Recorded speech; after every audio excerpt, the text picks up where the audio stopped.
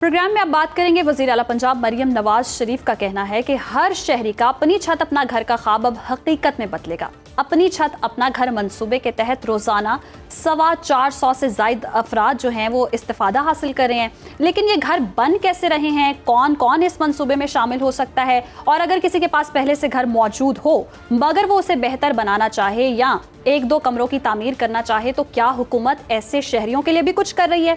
तमाम सूरत हाल के बारे में जानते हैं deputy bureau chief Ali Sharaj से, जो इस वक्त सेक्रेटरी हाउसिंग नूरुल अबीन मेंगल के साथ मौजूद हैं। जी अली शराज, बताइएगा तो हुकूमत इस हवाले से शहरियों के लिए क्या इक़दाम कर रही है? जी बिल्कुल, वज़ीर आला पंजाब मरियम नवाज की ख़ुसूसी हिदायत पर अपना ही छत अपना घर मंसूबा जो है वो तकमील के मराहिल में है। इस वक्त कल वज़ीर आला पंजाब मरियम नवाज ने उसका बाकायदा इफ्तिताह भी कर दिया। आज सेक्रेटरी हाउसिंग नूरुल अबीन मेंगल हमारे साथ मौजूद हैं, हम उनसे जानते हैं कि किस तरह शहरियों को ये घर जो हैं वो दिए गए हैं और मज़ीद जो लोग ये ख्वाहिश रखते हैं कि मरियम नवाज उनकी तरफ भी शफ़क़त रखें तो उनके लिए क्या पैगाम है, किस तरह से वो अप्लाई कर सकेंगे इसको?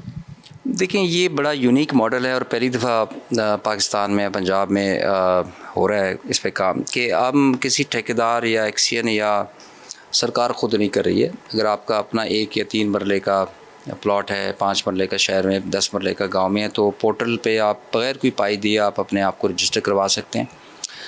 और इस चीज़ की तस्दीक की बात कि आपका अपना प्लॉट है, आपको 15 लाख का बिलासूद कर्जा जो कि आपने 9 सालों में देना होता है वो 2 किस्तों में आपको देते हैं। पहली किस्त 7.5 लाख रुपए की जिसपे आपने लेंटर तक और दीवारें अपनी खड़ी करनी है, और दूसरी किस्त आपको मिली है जब आपने उसमें छत डालना है। ख़ुद आपने अपनी चीज़ें ख़रीदनी हैं, ख़ुद आपने अपने मज़दूर रखने हैं। बल्कि मैंने देखा है वो कोई बाबा है तो उसके 2 बेटे हैं, जवान है, तो वो कहते हैं कि जी मज़दूर के पैसे मैंने बचाए हैं और मैं अपने बेटों से मज़दूरी करा रहा हूँ। ख़ुद भी मज़दूरी वो करते रहे।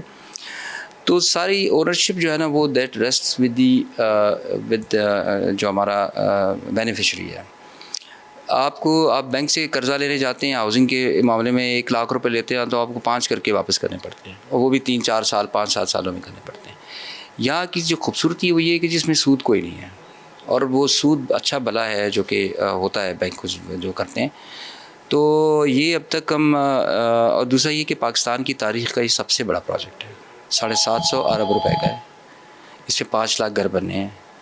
अब तक 72 अरब रुपए, 74 अरब रुपए और 62,500 की डिस्बर्समेंट हम कर चुके हैं। 10,000 लोग ऐसे हैं जिन्होंने अपने घर बना लिए हैं, वो शिफ्ट हो गए हैं। 37,000 ऐसे हैं जिनको दूसरी किस्त चली गई है। इसका मतलब है कि उनका छत डल रही है 37,000 घरों की, तो वो अगले 2-3 महीने में वो घर हमारे 10,000 में ऐड हो जाएंगे।